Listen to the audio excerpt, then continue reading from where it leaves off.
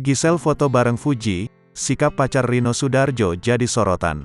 Gisel foto bareng dengan Fuji, sikap pacar Rino Soedarjo jadi sorotan netizen. Pasalnya, Gisel disebut tidak mau disentuh oleh pacar Tarik Halilintar.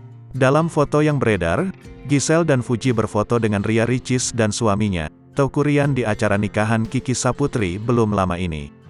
Semuanya menampilkan senyuman kala di foto.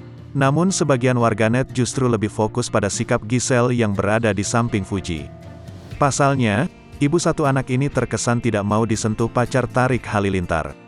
Di postingan yang beredar itu, Fuji memang terlihat ingin menggandeng lengan Gisel.